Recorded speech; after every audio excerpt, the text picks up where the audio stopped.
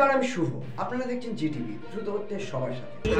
দেখুন, এখানে এটা তো সত্য ঘটনা যে যেভাবে বহরমপুর শহরে রাস্তা এনক্রোচমেন্ট করে যেভাবে ব্যবসাদাররা তাদের বর্ধিত এরিয়া আনঅথরাইজড ইউজ করছে, বারবার বলা সত্ত্বেও তাদের কোনো আপনার কর্ণপাত তারা করছে না। স্বাভাবিকভাবে আমাদের গত দুদিন আগে মাননীয় মুখ্যমন্ত্রী যে আমাদের ইনস্ট্রাকশন দিয়েছে সমস্ত পশ্চিমবঙ্গবাসীকে, তাতে সরকারি রোড যেগুলো এনক্রোচ করে ব্যবসা করছে, আমাদের হকাররা, আমাদের বন্ধু হকাররা আমাদের ভীষণভাবে এইখানকার অর্থনীতির ওপর তাদের সঙ্গে তাদের সামঞ্জস্য রেখে তারা ব্যবসা করবে, কিন্তু প্রোভাইডেড তাদেরকে একটা রাস্তা এনক্রোচমেন্ট না করে তাদেরকে বিকল্প কোনো জায়গায় যেখানে ট্রাফিক কনজেশন নেই সেরকম জায়গাতে ব্যবসা বাঁচতে হবে।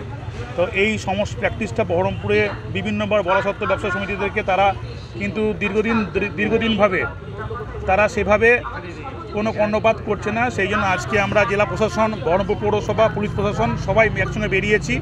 আজকে আমরা এভিকশনটা করছি না, আমাদের এভিকশনের লিস্ট তৈরি হচ্ছে, সেটা এসডিও সাহেব অলরেডি আমরা জেলা প্রশাসন থেকে তৈরি করছি। তার আগে আমরা প্রাথমিকভাবে যে এরিয়াগুলো সহজভাবে ব্যবসাদারদের তাদের ব্যবসার ক্ষতি না করে সরিয়ে নেওয়া সম্ভব সেগুলোর উপর ড্রাইভ দিচ্ছি। আমাদের ডিএসপি সাহেব আছেন, আমাদের অ্যাডিশনাল সাহেব আছেন, আমি আছি, আমাদের কাউন্সিলররা আছে, আইসি সাহেব আছে, সবাই মিলে আমরা এইখানে এই অভিযানটা করছি।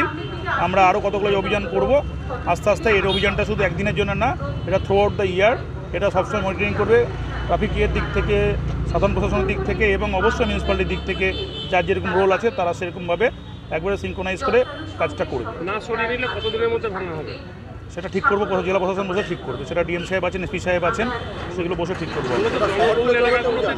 মূলত জনবহুল এলাকা যেখানে মানুষের আপনার যাতায়াত অসুবিধা হয়, এমার্জেন্সি পারপাসে মেডিকেল কলেজে যেতে অসুবিধা হয়, এমার্জেন্সি পারপাসে তাদের বাস বা কোনো ট্রেনে তাদের পৌঁছাতে অসুবিধা হয় যে স্টেশনে, সেই জায়গাগুলো বেশি করে প্রায়োরিটি দেওয়া হয়েছে। হ্যাঁ, একদমই তাই। আমরা ফুটপাতে যেগুলো সাধারণ মানুষ যাতায়াত করে, যাতায়াতের অসুবিধা হচ্ছে, সেই সমস্ত জায়গাগুলোই আমরা মেন প্রায়োরিটি দিচ্ছি। বিশেষ করে যেগুলো এমার্জেন্সি রুট আছে, যেখানে মানুষের বাস স্ট্যান্ডে বা হসপিটালে বা নার্সিংহোমে বা রেল স্টেশনে পৌঁছাতে সমস্যা হয়, সেই সব রাস্তাগুলো আমরা জোর দিচ্ছি।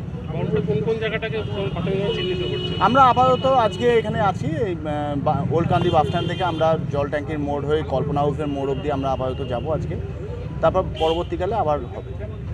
আপনারা এতক্ষণ দেখছিলেন জিটিভি, দ্রুত হচ্ছে সবার সাথে। জিটিভির আরও নতুন নতুন খবরে আপডেট পেতে এক্ষুনি লগ ইন করুন www.gtblivenews.com।